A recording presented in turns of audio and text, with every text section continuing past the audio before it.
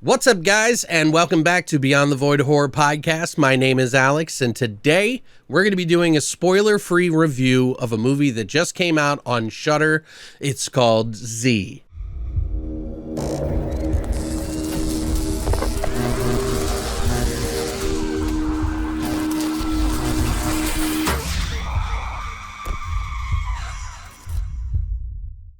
Now, Z came out probably in 2019. I'm not sure if it played in festivals or not, but I will say that Shudder obviously picked it up and saw some value in it and wanted to put it up on their streaming service, which they do quite frequently. Now, Z is a movie about a family that finds themselves terrorized by their child's imaginary friend, which seems pretty interesting to me, and when I saw the trailer, I was definitely on board. Now, this movie was directed by Brandon Christensen, who has also done another feature called Still/Born, which I have not seen.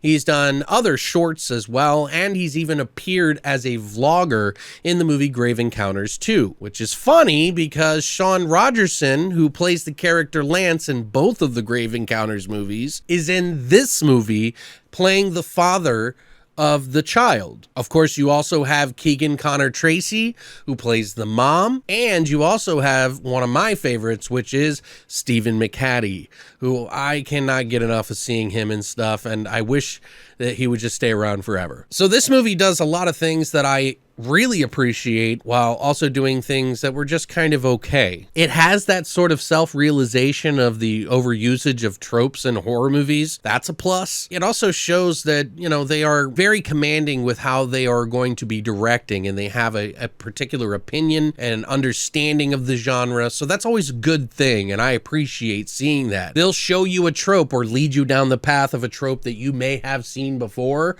and then go, yoink, you were wrong. I got you. But it still does go over some of the tropes, and maybe I'm being too particular in that area because you kind of have to at some point. But I love movies about imaginary friends. I mean, who doesn't? It's just creepy and unsettling to see your child or someone's child talking to something that isn't there, or is it? Well, that's what this movie preys on, and it does a moderately decent job at trying to convey that sort of message and trying to provide sort of scares for the viewer. Does it hit those scares? I mean, yes, it has a multitude of different types of scares in this film. It's not all just jump scares, but some of it works, some of it doesn't. Ultimately, for me, it kind of starts to get progressively worse as the movie progresses on. When I say worse, I don't mean that it's a bad movie. It's just above average for me. It just didn't go where I was expecting it to. Which is also kind of cool too, because there are plenty of twists in this movie that will keep you guessing and wondering what's going on. Some of the acting in this movie is pretty good, actually, and I didn't mind it at all, and it's good to see Sean Rogerson actually doing more work. I really enjoyed him in the Grave Encounters movie. He was supposed to be over the top, so this is a little bit more dialed back and realistic, so it's good to see him doing that. I think the relationship between the mom and the father with Keegan-Connor Tracy was pretty good and pretty spot on, although there was some moments in the film that I just didn't believe. I don't know if it was the writing or the acting, but there was some things that were done in the writing for sure that I was like, what? No. I also would have loved to see more Stephen McHattie, but that's just me because I'm a fucking nut. He does his role pretty well in this movie. It's just I think that his acting style and his level of talent is not used or utilized well in this movie, and more he becomes kind of just a familiar face, unfortunately. There was also some CGI in the film that didn't really pan out for me. I understand that they had to use it in order to convey what the story was supposed to do and certain things that happened in the movie, but I can overlook those kind of things, and maybe that's why we didn't see so much of what this imaginary friend was. I don't want to say too much to spoil anything in the movie, of course, but let's just say I really wish I could have seen more or had this thing be more involved in the situation.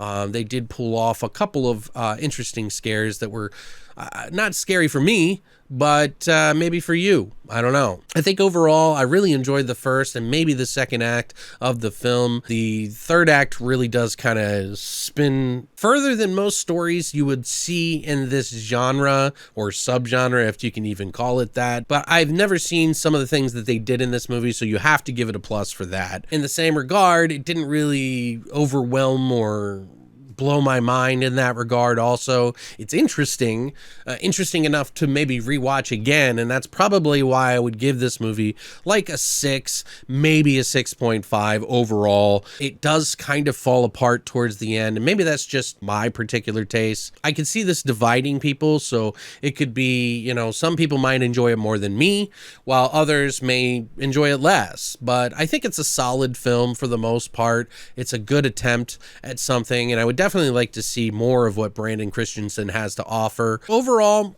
not the best film I've ever seen. It does do some unique things, so you have to give it marks for that. But overall, it kind of fails a little bit for me to become like an 8. But what is it for you guys? Have you seen the movie yet? Do you subscribe to Shudder? What do you think of the movie down in the comments section down below? I'd love to hear from you. If you haven't already, please hit the like and subscribe button if you enjoy content like this.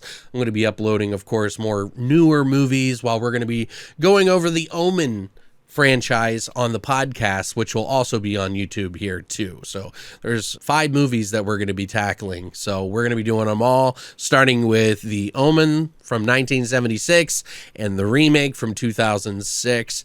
We'll be talking about those first and doing the rest later. But thanks for coming by, guys. And as always, long live the void.